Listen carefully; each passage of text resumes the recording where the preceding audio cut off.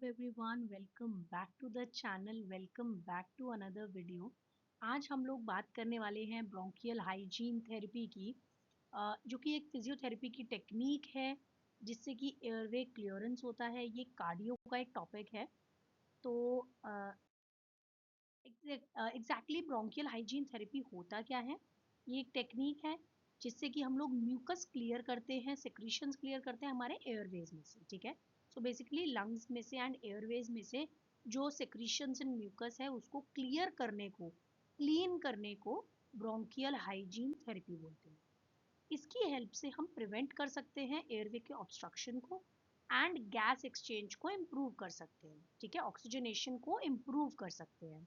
ज़्यादातर ये हम यूज़ करते हैं उन पेशेंट्स में जिनको कोई रेस्पिरेटरी कंडीशन होती है, जैसे कि COPD, cystic fibrosis, bronchitis and surgery के बाद कुछ केसेस में।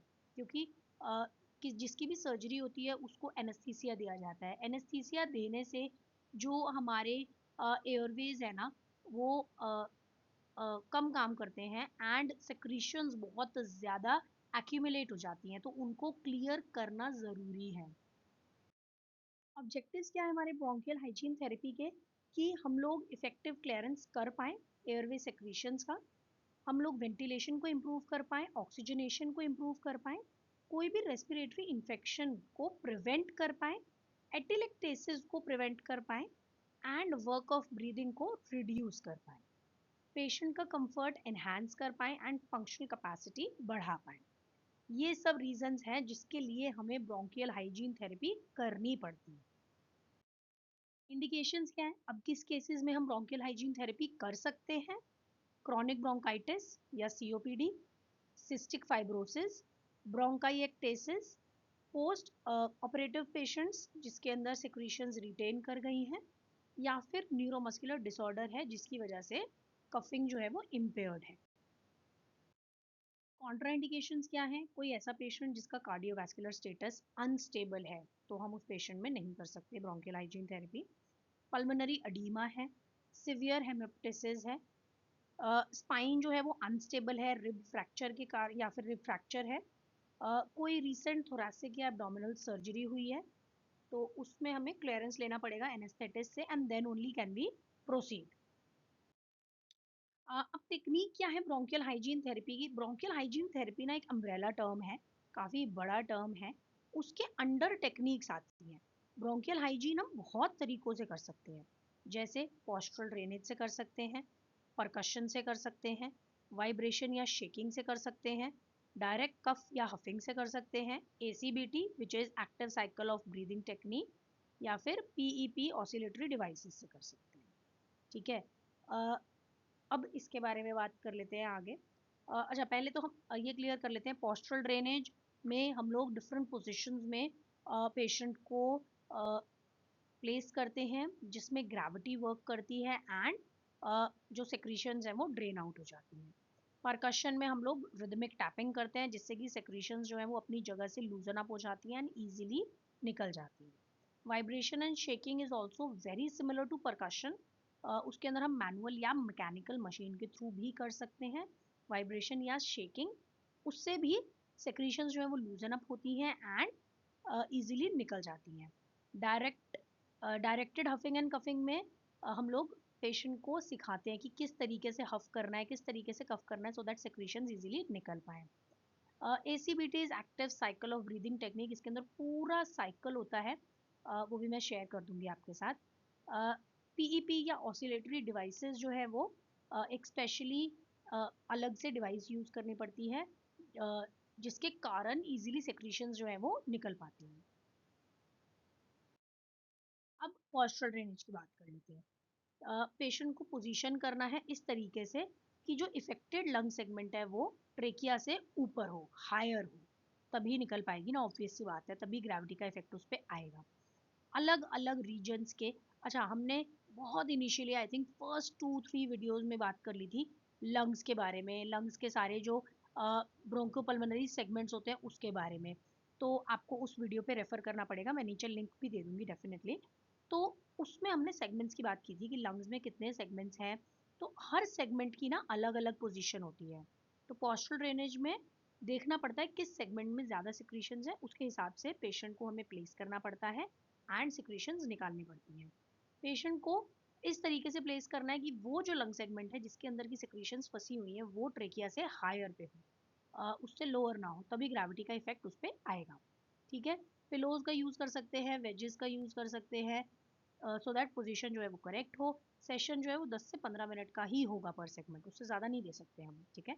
हर सेगमेंट में मतलब ऑलमोस्ट 10 मिनट्स के लिए, 15 मिनट के लिए पेशेंट लेटेगा। ज़्यादातर हम लोग कंबाइन करते हैं परकशन और वाइब्रेशन के साथ, मतलब टेक्निक्स अलग अलग हैं लेकिन 2 या 3 टेक्निक्स को एक साथ यूज़ करते हैं mostly, so that better effect मिले। अब परकशन एंड वाइब्रेशन की बात कर लेते हैं। परकशन में रिदमिक क्लैपिंग होती है चेस्ट पे यूजिंग कप्ड हैंड्स।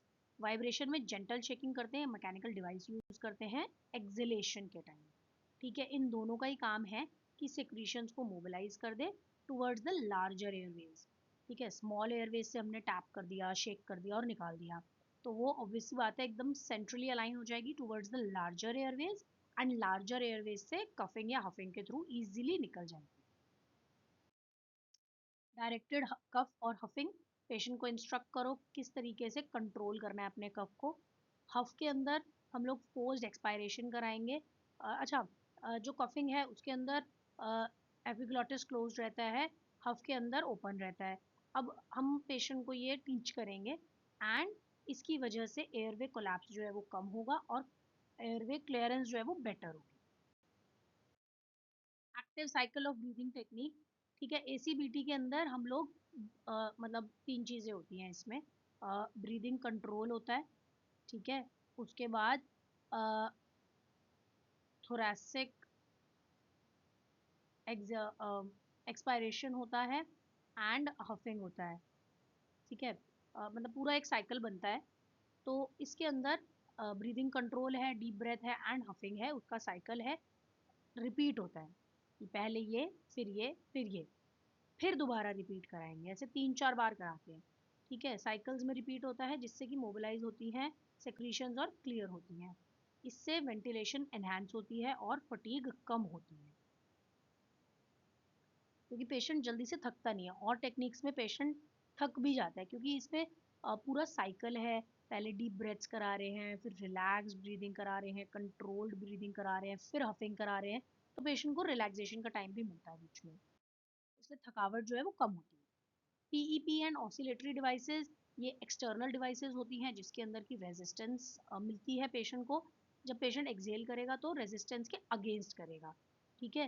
तो इससे एयरवे पेटेंसी मेंटेन रहती है। या फिर ऑसिलेटरी पीईपी डिवाइसेस होती हैं जिसकी वजह से वाइब्रेशंस ऐड हो जाती हैं जिससे कि म्यूकस जो है वो लूज हो जाता है। ठीक है। ये उन पेशेंट्स में ज़्यादा हेल्पफुल है जिनको क्रॉनिक लंग डिजीज है या फिर सिस्टिक फाइब्रोसिस है। अब बेनिफिट क्या है इस ब्रोंकियल हाइजीन थेरेपी के? कुछ तो बेनिफिट्स होंगे तभी हम करवा रहे हैं। तो इसका बेनिफिट है कि एयरवे सेक्रीशंस को क्लियर करता है, इन्फेक्शन कम होने देता है। अब इन देखो ना, अगर एयरवे के अंदर म्यूकस फंसा रहेगा तो ऑब्वियसली बात है उसमें इन्फेक्शन भी बढ़ेंगे। अगर हम क्लियर करते जाएंगे हमारे एयरवे को, म्यूकस जमने ही नहीं देंगे, तो इन्फेक्शन भी कम हो गया, है ना। ऑक्सीजनेशन बेटर होगी, वेंटिलेशन बेटर होगी, क्योंकि अगर म्यूकस फंसा रहेगा तो ढंग से ऑक्सीजन जा नहीं पाएगी, कार्बन डाइऑक्साइड निकल नहीं पाएगी। बट अगर एयरवे क्लियर होगा तो ऑक्सीजनेशन बेटर होगा, वेंटिलेशन बेटर होगा, वर्क ऑफ ब्रीदिंग भी रिड्यूस हो जाएगा, क्योंकि बीच में कुछ रेजिस्टेंस नहीं है ना। म्यूकस फंसा रहेगा तो रेजिस्टेंस होगी जिसके कारण पेशेंट को इनहेल और एक्सहेल करने में ज़्यादा काम करना पड़ेगा। बट अगर एयरवे क्लियर रहेगा तो कोई एफर्ट ही नहीं लगेगा और ब्रीदिंग इजीली चलती रहेगी। ठीक है। एक्सरसाइज टॉलरेंस बढ़ती है, फंक्शनल कैपेसिटी भी बढ़ती है, एटिलेक्टेसिस होने नहीं देता और रेस्पिरेटरी कॉम्प्लिकेशन से भी बचाता है। मेजर टेकअवेज क्या है? ब्रोंकियल हाइजीन थेरेपी असेंशियल है, बहुत ज़रूरी है एयरवे क्लियरेंस के लिए उन पेशेंट्स में जिनमें रेस्पिरेटरी कोई डिजीज़ है या फिर सर्जरी हुई है। ठीक है। टेक्निक्स के अंदर postural drainage, percussion, vibration, ACBT, directed cough, PEP है। ठीक है। अर्ली और रेगुलर थेरेपी होती रहेगी तो लंग फंक्शन, ऑक्सीजनेशन और पेशेंट कंफर्ट बेटर ही होगा। Thank you for watching. कुछ कंफ्यूजन हो तो आप कमेंट्स में क्लियर कर सकते हो। आई होप मैंने काफ़ी इजी तरीके से समझा दिया है। एंड फिर भी कुछ डाउट हो तो you can comment down below. Subscribe for